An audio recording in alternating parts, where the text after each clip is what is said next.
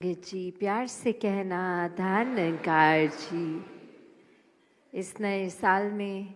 जहाँ ये रूप उस तरह देखा जाए तो एक ये सिर्फ नंबर ही बदला है, जो 2024 था अब 2025 हो गया है। और कैसे ये इंसान, ये दिमाग, इसने ही, निराकार ने तो एक संसार बनाते हुए, समय बनाते हुए भी वो फ्लेक्सिबिलिटी रखी कि एक अगर हम प्लैनेट को देखते हैं तो उधर का एक साल एक धरती के एक साल से भी समय में वो फ़र्क। तो ये तो इंसानी बनाई गई चीज़ें, और कैसे इसी में छोटी छोटी चीज़ों में ये खुशियाँ ढूंढने का इंसानी स्वभाव। और उस तरह देखा जाए तो उस लिहाज में एक दिन ख़त्म हुआ, अगला दिन शुरू, और उसी के बीच में रात के 12 बजे सभी ने एक दूसरे को विश भी कर दिया कि नया साल शुरू है। तो फिज़िकली देखा जाए तो कुछ भी नया नहीं है, पर एक उस तरह देखा जाए तो एक ये भाव ही है कि ये निराकार दातार ने अगर ये समय दिया है तो उसमें हर एक तक खुशियाँ पहुँचानी है, और सच्ची खुशी, सच्चा आनंद तो ये निराकार खुद ही है। ये भाव हर एक का बना रहे कि इस नए साल में भी एक अपने जीवन को उस तरह का बना लें जो हर समय ही ये निरंकार की बात हर कोई जब करता जाए, अपनों से, एक परायों से, एक कोई भी हो इंसान, तो बात वही है कि ये चलता फिरता प्रचार खुद ही बनना है। एक अपने जीवन में परमात्मा निराकार की महत्वता, सेवा सुमिरन सत्संग की महत्वता जब खुद ही हमें क्लियर होगा तो ही एक सच्चे दिल से कर पाएंगे। वरना तो वही बात हो जाती है कि घर में कोई सत्संग चल रहा है तो उनका मन रखने के लिए चले गए साथ, या फिर सेवा में कोई मित्रता है, दोस्ती है कुछ महापुरुषों से, तो वहाँ वो सेवा पे जा रहे हैं तो हम भी साथ चलते हैं। और ये सिमरन भी अगर कर रहे हैं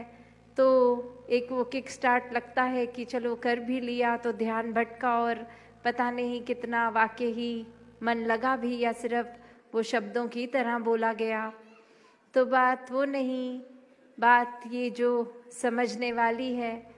वो यही कि ये पहलू संसारिक बहुत ज़रूरी हैं। एक हमें अपना कामकाज, अपनी जिम्मेवारी निभानी भी है,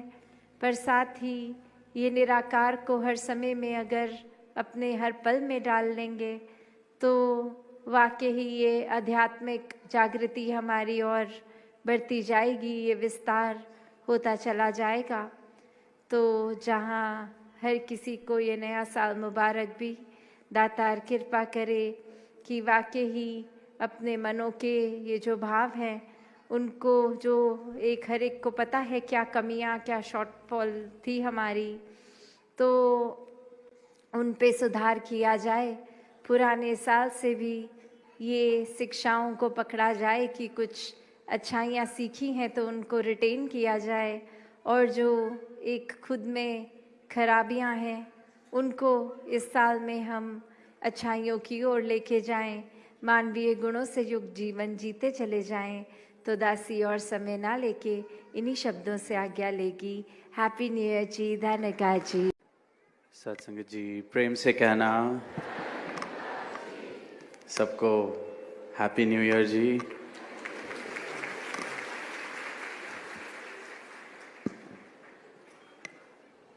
नया वर्ष और सब आज सदगुरु माता जी के दर्शन यहाँ इस स्थल पर, समागम स्थल पर कर रहे हैं। और समय को देखते हुए दास बस जल्दी ही कुछ मन के भाव जो आज दिन में भी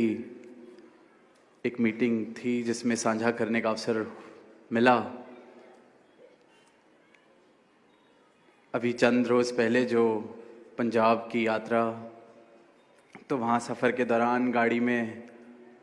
कुछ गीत सुन रहे थे तो जौहर जी का वो गीत जो हाल ही में ही वो महफिल रूहानियत में हमने सुना, उसके ओरिजिनल लिरिक्स के साथ, तो उसमें एक पंक्ति आई कि सानू रब मिल गया लोकां नू उड़ीक वे। तो मन में यही भाव सदगुरु के रखे दास ने कि महाराज ये जिस समय में गीत, जिस अवस्था में गीत महापुरुषों ने लिखा, पर आज का जब समय देखते हैं तो समाज में, मानव के जीवन में ये उड़ीक भी नहीं बची है, ये जिज्ञासा भी नहीं बची है, ये राह भी नहीं देख रहा है परमात्मा की इंसान। वो जिज्ञासा, वो चाहत,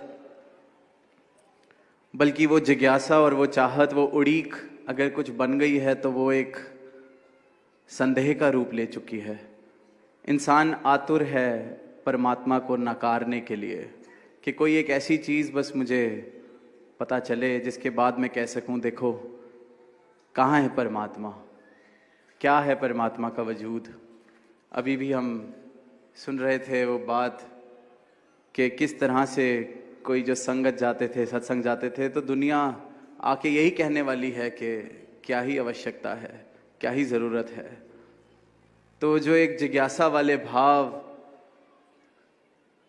एक चाहत के जीवन में इस असीम को, इस निरंकार को, इस सत्य को प्राप्त कर लिया जाए, जिस तरह से दुनिया का हाल देख रहे हैं, जिस तरह से समाज का हाल देख रहे हैं, तो वहाँ प्राप्ति से ज़्यादा इस बात को नकारने पर जोर है। और इसमें बहुत ही योगदान, अगर देखें ध्यान से, बहुत ही ज़्यादा योगदान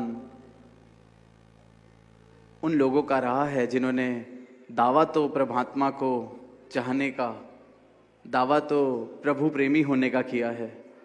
पर कर्म, जीवन बिल्कुल उससे विपरीत रहे हैं। जैसे कहा जाता है कि सो कॉल्ड गॉड लविंग पीपल, तथा कथित सिर्फ कहने को परमात्मा प्रेमी, प्रभु प्रेमी, परमात्मा वाले संत भक्त, पर सिर्फ कहने को।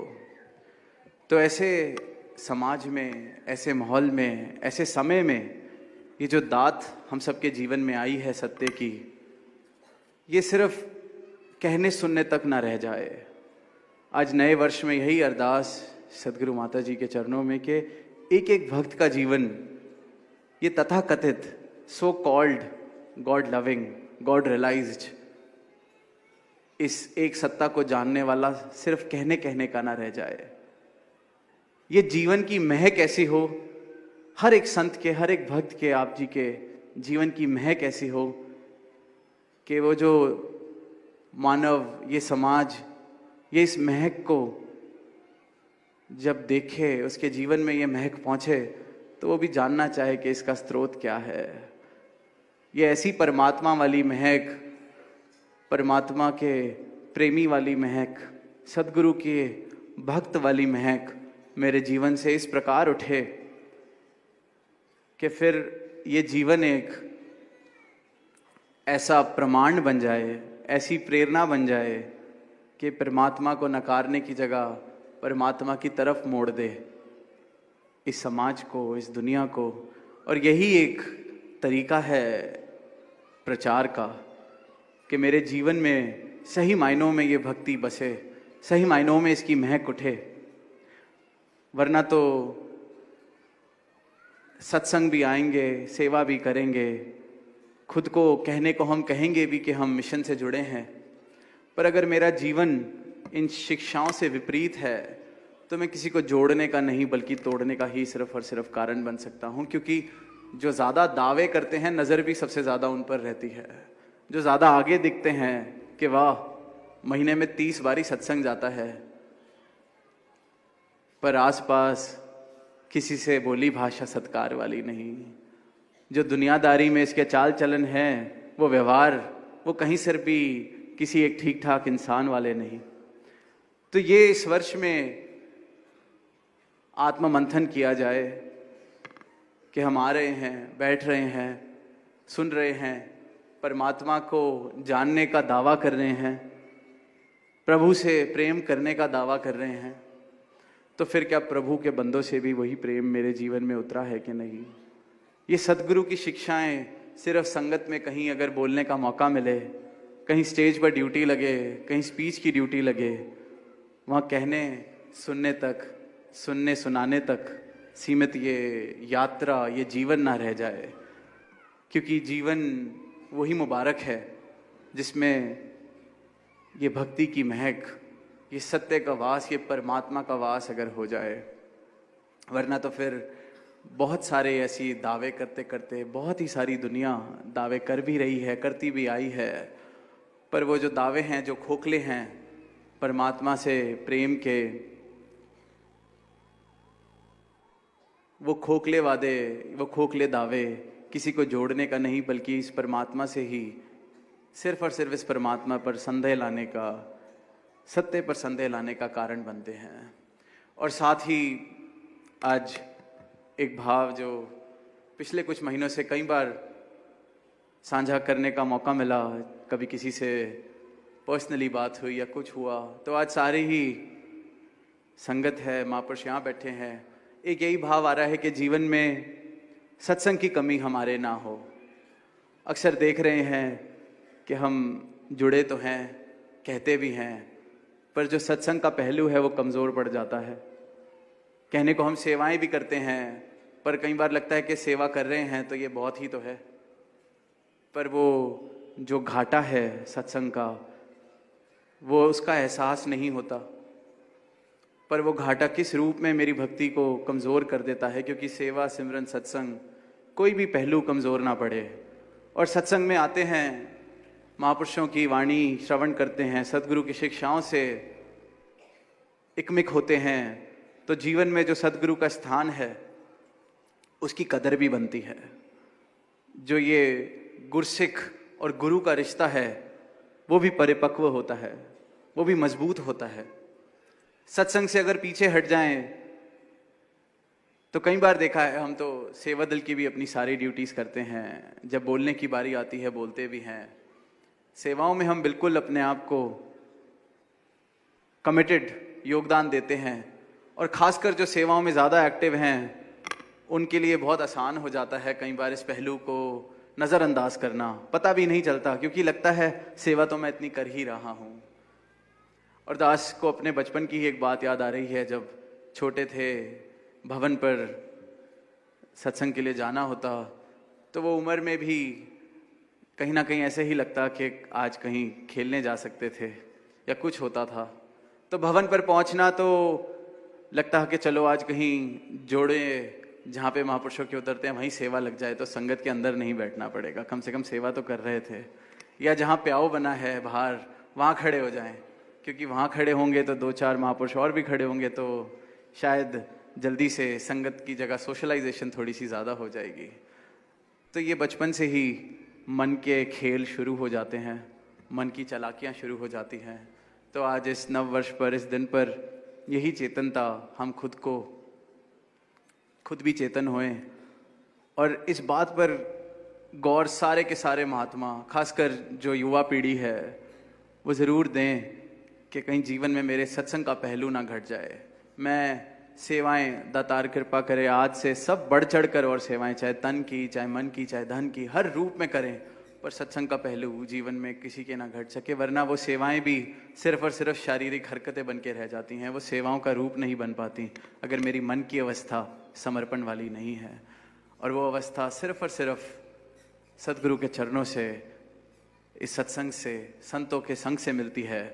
और ये मानव परिवार, ये जो मिला है हमें, संतों का परिवार मिला है, यहाँ भी हम सब ने एक दूसरे की तरफ अपनी जिम्मेवारी निभानी है कि कोई अगर पीछे छूट रहा है, हमने उसका हाथ पकड़ के उसको आगे लेके जाना है। और इस बात का ये मतलब नहीं है हम कहीं जजमेंट करने का राइट हमें दिया जा रहा है कि ये तो कम आता है, उसकी अटेंडेंस किसी की हमने नहीं लगानी, वो हमारा काम नहीं है। ये सर सांझी जिम्मेवारी एक एक संत की है, इस पूरे परिवार की है, कि बस गुरु के चरणों से, इस परमात्मा के प्रेम में खुद भी और आगे बढ़ते जाएं, और मजबूत होता जाए ये प्रेम जीवन में, भक्ति वाला पहलू मेरा मजबूत होता जाए, और मैं साधन बन सकूं अपने इस मानव परिवार का, कि ये साधन का उपयोग इस रूप में हो सके, इस जीवन का उपयोग इस रूप में हो सके कि ये औरों को भी सदगुरु के इस ब्रह्म ज्ञान से, इस परमात्मा के प्रेम से और निकट ला सके। तो दोबारा नव वर्ष की सबको बहुत बहुत शुभकामनाएं, और यही मनोकामना कि हम सबके ही जीवन में सत्संग का पहलू, सेवा का पहलू, सिमरन का पहलू, पर सत्संग से कोई भी पीछे ना रह जाए, वरना बाकी तो काम, बाकी वॉलंटरी वर्क सारी दुनिया कर रही है। ये जो सत्य है यही हर चीज़ में